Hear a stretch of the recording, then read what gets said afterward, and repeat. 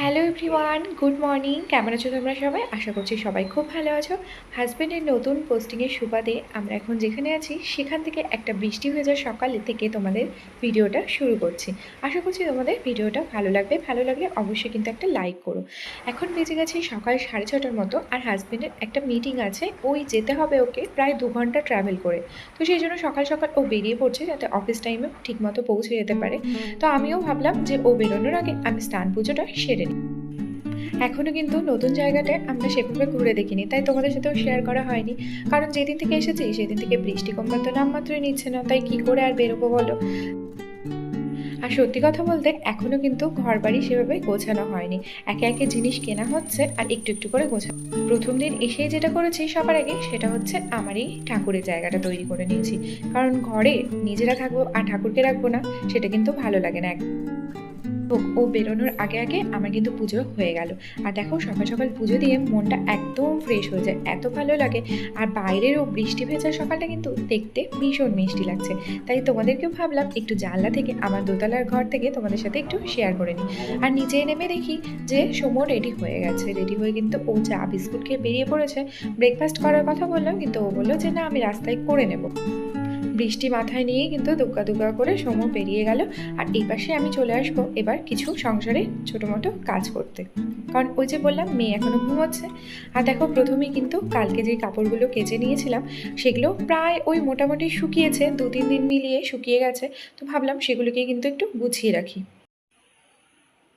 এরপরে আর কি দেখলাম যখন মেয়ে এখনও ঘুমিয়ে আছে, তাই নিজের জন্য বানিয়ে নিলাম একটু চা। একটু বসে চা খেয়ে নেবো। আর সারাদিনে কী কী কাজ করতে হবে, ওই লাঞ্চে কি করব, মেয়ের জন্য কি করব, এইসব আর কি একটা ছোটো মতো প্ল্যান করে নেব। তো তোমরা কে কে আমার মতো এরকম চা খাওয়ার সময় পুরো দিনের কাজের প্ল্যান করে রাখো, একটু কমেন্ট করে জানিও তো। এতে খুব সুবিধা হয় জানো।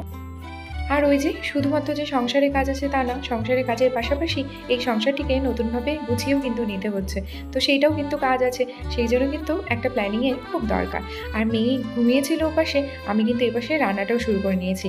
এক পাশে বসিয়ে দিয়েছি ভাতটা, আর এক পাশে মেয়ের জন্য ব্রেকফাস্ট আর সবজি কেটে নিয়েছি।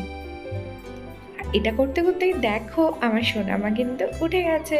আর উঠে আমাকে মা বলে ডাকছে, মা তুমি কোথায় গেছো। তো এসেই প্রথমে আগে ঘুম ভাঙিয়ে নেওয়ার জন্য ওকে একটু আদর করে নিলাম, নিয়ে এবার ওকে ফ্রেশ করিয়ে নিব। আর ওই পাশে কিন্তু আমার রান্না।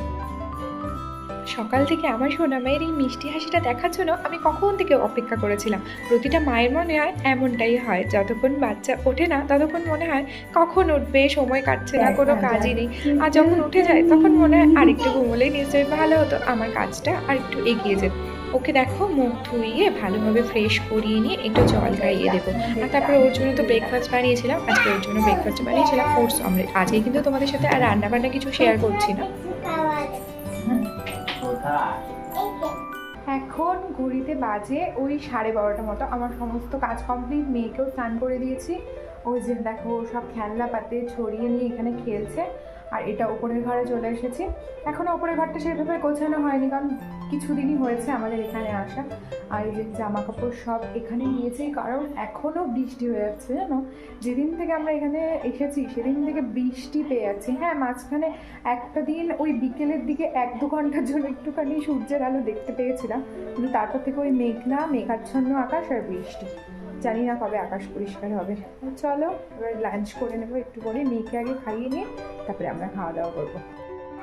বৃষ্টি হওয়ার কারণে আমার সোনামা যেহেতু একদমই বাইরে বেরোতে পারছে না, তাই কিন্তু ওকে নিয়ে বিকেলে এইভাবেই দোতলার ঘরে বসে আমি বিভিন্ন ছড়া বলিয়ে ওর সাথে গান করে আবার ওর সাথে কিছুটা খানিকটা খেলাধুলো করে সময় কাটাচ্ছি আমরা। তো এইভাবে আমাদের বিকেলটা কাটছে, আর এইভাবেই কেটে গেল আমাদের আজকের দিনটা। দেখা হচ্ছে নেক্সট কোন নতুন ব্লগ নিয়ে। আজকে এই ভিডিওটা আমি এখানেই শেষ করছি। তোমরা সবাই খুব ভালো থেকো, সুস্থ থেকো, হাসি খুশিতে থেকো আর সাবধানে থেকো। টাটা বন্ধুরা।